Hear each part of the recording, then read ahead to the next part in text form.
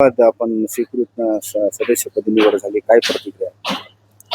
छान वाटते आणि जबाबदारी वाढलेली आहे निश्चितच. सगळ्यात अगोदर मी माझ्या पक्षाचे आणि उद्धव बाळासाहेब ठाकरे साहेबांचे मनापासून धन्यवाद मानेन. त्याचबरोबर आमदार डॉक्टर राहुल पाटील साहेबांनी जी जबाबदारी दिलेली आहे ती निश्चित चांगल्या प्रकारे पार पाडण्याची पण मी प्रयत्न करेन. आणि आमदार डॉक्टर पाटील साहेबांना सुद्धा मनापासून धन्यवाद देईन की साहेबांनी एक जबाबदारी मला दिलेली आहे आणि त्या जबाबदारीचं निश्चित सार्थकपणे मी पेलून दाखवेन. अतिशय निष्ठावंत आणि शिवसेनेचा फायर ब्रँड नेत्या, महिला नेत्या म्हणून आपल्याकडे पाहिलं जाते. आज उभाटा पक्षाकडे ज्या पद्धतीने नेतृत्व म्हणून आपल्याकडे, आणि आज आपल्याला पुन्हा एकदा संधी भेटलेली महापालिकेची. लोकांची खूप अपेक्षा आहे आपल्याकडे खूप काही करण्याची. काय सांगा जनतेला या निमित्ताने?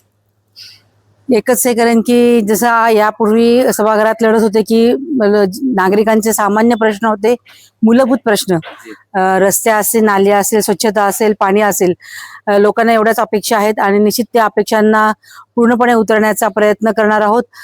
महापौर आमच्या शिवसेना पक्षाचा आहे आणि त्या माध्यमातून आमदार डॉक्टर राहुल पाटील साहेब यांच्या मार्गदर्शनाखाली आणि महापौर सय्यद इक्बाल साहेब यांच्या माध्यमातून आम्ही चांगल्या प्रकारे शहरामध्ये एक विकास घडवून आणण्याचा प्रयत्न करणार आहोत.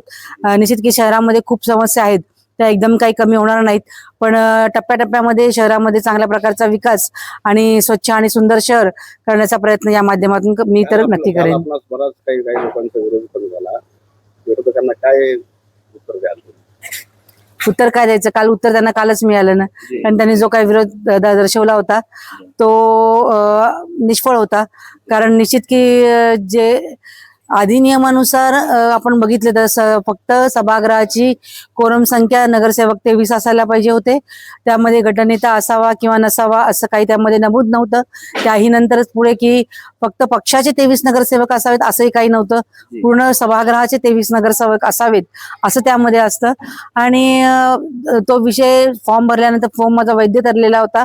आयुक्तांनी वाचन करून फक्त त्याला महापौर साहेबांनी त्याला दुजोरा द्यायचा होता आणि ते झालं की सभा संपणार होती, ते माझं पद निश्चित होणार होतं. स्वीकृत सदस्याची ही जी प्रक्रिया ही अशाच प्रकारे आताही आणि अगोदरही झालेली होती, परंतु तो विरोध त्यांना दर्शवायचा होता आणि कुठेतरी त्यांना तो आम्ही विरोध दाखवतोय किंवा करतोय हे त्यांना कोणाला तरी दाखवायचं होतं आणि म्हणून त्यांनी केलेला हा सगळा सोपस्कार होता. पण निश्चित त्याला काही निष्ठा जिंकली आणि विरोधक हारले असं म्हणता येईल का? नक्कीच. शेवटचा प्रश्न की आपण एक महिला नेतृत्व राजकारणात आहात, विविध क्षेत्रात महिला प्रगती करत आहेत, पण राजकारणामध्ये आज सुद्धा बघण्याचा दृष्टिकोन नाही. काय महिलांना असे आवाहन करायला आणि काय सांगाल? राजकीय क्षेत्रात बी आपल्याला पुढे जाता येते. कसं आहे की आपण राजकीय क्षेत्रात आलो की बघण्याचा लोकांचा खरं दृष्टिकोन खूप वेगळा असतो, पण शेवटी सगळ्या गोष्टी आपल्यावरती असतं की आपण कसं काम केलं पाहिजे. आपण ज्यावेळेस आपलं काम प्रामाणिकपणे आणि चांगल्या प्रकारे ज्यावेळेस करतो त्यावेळेस निश्चित सगळेजण याची नोंद घेत असतात की आपण कसे आहोत. त्यासाठी आपण अगोदर स्वतःच्याकडे पाहून की आपण ज्या कारणाने बाहेर पडलेलो आहोत निश्चित तेच डोळ्यासमोर ठेवावं. समाजसेवा करायची आहे तर आपण समाजसेवाच्याच माध्यमातून लोकांपर्यंत पोहोचून ते काम केलं पाहिजे. किंवा एक माध्यम आहे आणि आपण लवकर उंच व्हायचंय म्हणून या माध्यमाचा गैरवापर करणं हे चुकीचं आहे. म्हणून मला वाटतं की आपण काम प्रामाणिकपणा आणि चांगल्या प्रकारे केलं तर निश्चित त्याचं फळ चांगलं मिळतं आणि त्या दृष्टिकोनातून काम केलं तर त्याचा परिणामही चांगला दिसतो आपल्याला आणि पुढेही जाता येतं. धन्यवाद.